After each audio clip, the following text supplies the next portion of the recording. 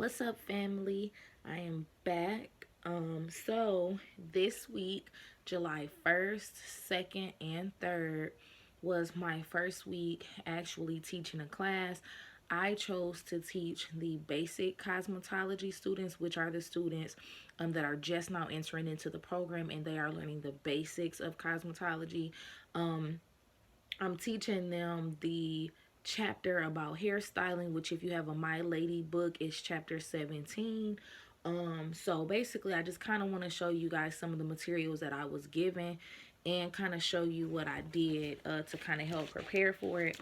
So basically this, I know it's printed out and everything, but this is basically um, just a printout of the slideshow that I have on my flash drive that my instructor had given me to go over all of the material that's in the book for them to prepare for their test that they're going to take next week because of the holiday.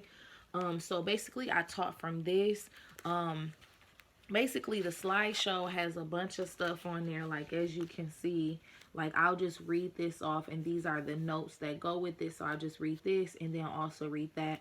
Also, what I did and what I encourage you all to do as well is, if you've worked behind that chair, try to share your experiences with them while you're teaching your PowerPoint, because that's really helpful, because these women and gentlemen are desiring to be in your position.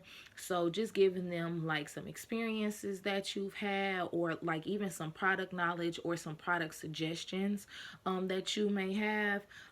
That's really helpful, because a lot of professional stores give student accounts where they can actually go in there and purchase products now as a student, which is really helpful. I even told them about the story when I said the hot comb on fire. That's a story for another time. I did it twice actually, but I think they thought that was funny, because one of the things that we are taught as instructors in our book is to always teach lessons with humor. People often remember what made them laugh and what made, like, how things made them feel. So if they can associate things with like your sense of humor or how you make them feel while you're teaching, that is something that you always want to stick to. Also, I did implement some videos. I only got to show one video though, because I'm like, dang, I don't want to load everything with videos, because I only have a certain amount of time to teach them, which is like their theory time is from I think like 8 to 11 or 8 to 12, and we don't start right at 8. Sometimes we'll start like right at 8:30, 8:20, something like that, just to kind of get everybody coming in, because you don't want to teach to one student. So, I showed them one video that I thought was so cool, because this guy, I can't really pronounce his name right now, but he did finger waving by curling the hair and then positioning the hair curl.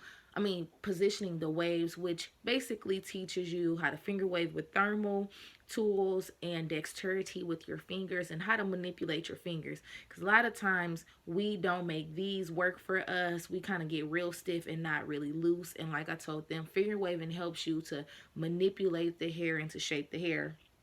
Also, um, what else did I do? Oh, I forgot to show y'all. So I was given my study guide booklet that has all of the chapters that they'll cover in basics in here.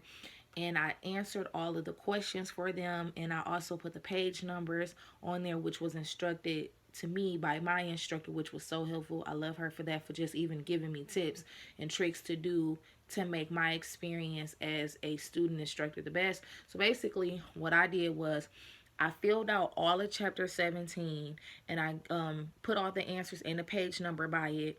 So I plan on going through this with them just to see if they've answered all of the questions and answer any questions that they have. And I also put the page number by it, so if they do want to read over it just to see, get it in their memory, I did that too. Also, when I was preparing for my lesson, one thing that I kept in mind was make it fun, make it chew, and also remember that you're teaching them. And a lot of people don't know the same things that you know, so always try to put yourself in that student mind frame. Um, Also, because the hairstyling chapter goes over wet styling, finger waving, and heat styling, and it also goes over like pressing. A lot of people don't press here, which is totally okay. We all do things differently. Not saying that it's right or wrong or indifferent. I press, I just don't press the whole head. Anyway, So just sharing my product knowledge, my experiences with it, I shared that with them because I believe anybody can do anything and they can do any texture of hair. It's just a skill level that has to be attained and worked at. So you can do whatever, you just have to practice, and you have to have people that are willing to practice with you and want you to practice on them, because like I told them, you'll never get great overnight just sitting around not doing nothing. um so I started the slides Monday, which was totally unexpected, but I thank God that I took everything, because when she told me, I'm like I wasn't ready.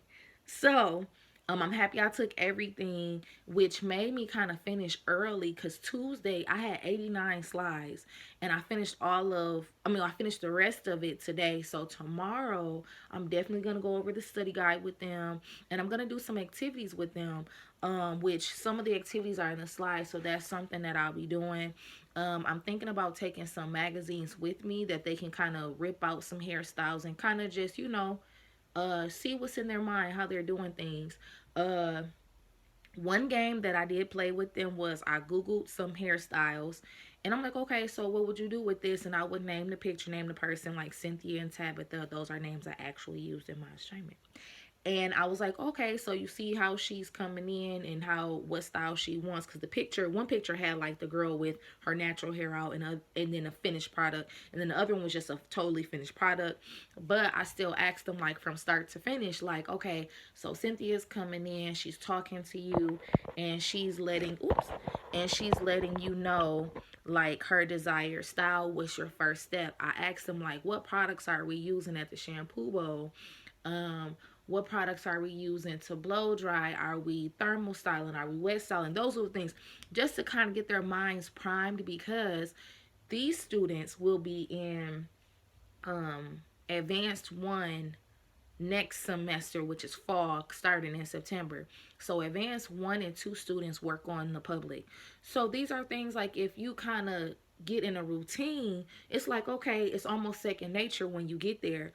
Also, I kind of schooled them on rebooking, selling products, and upgrading a ticket. I kind of did that just because that's what I'm reading on currently, and my student instructor, going on, Fly, you see me trying to do something? And what was I about to say? Oh, so because I was reading that, and also I feel like me going over certain things helps me to be a better stylist too, because it reminds me the power of rebooking, client referrals, the power of upgrading a ticket. And like I told them, when you can upgrade a ticket, meaning like add on an additional service, you just maximize your dollar amount per client. A lot of people try to service a bunch of clients, when if you take one client and upgrade the service, you can actually make more money on one client than on multiple clients. I'm not saying there's anything wrong with having multiple clients. I'm just saying, like, try to make sure that you're maximizing the visit. Also, I do not believe in selling people things that they do not need, because I feel like I'm a fraud, and that's witchcraft. That's what I feel like. Teach their own, but that's me. I always try to suggest products that they're actually going to use, and I also try to suggest services that they can actually benefit from, because if you get a client to trust you, you got a client for life. Whether they venture off into going to go see somebody, they will always check with you first about doing anything. Retail is so helpful, because if you can convince a client to purchase retail from you, you can convince them to trust you. And if you can convince them to trust you, you can convince them to get a service from you. I work in a salon where I actually sell retail, with the store that I'm working in. So it's like majority of my job is just like selling retail. I don't get commission off of the products, but me just helping you find that product, the next time that I see you, you probably going to be looking for me, because most times they do ask you like, what's your name and all this other stuff, because they want to see you, because they've trusted you. That's another benefit of that. And I also believe that now you know what your client is using at home when she's not away from you. I say it's better for a client to purchase from me, because I know that you're using professional grade products, than for me to just be wondering what you stupid fly, what you're using at home that could possibly interfere with the service. So I just want to say that, and I didn't want to make this video really long. I wish that I could show y'all my teaching, but I be forgetting, and I be trying to stay professional and in the zone and be more focused on my assignment, because this is what I want to do in real life, and I don't just want to get caught up in trying to catch something for the video. No offense. But I will tell y'all too, the next time I'll be teaching, I'll be doing a demonstration for the advanced 1 and 2 students, and I chose to do makeup. I didn't want to do any hair because they see that all the time.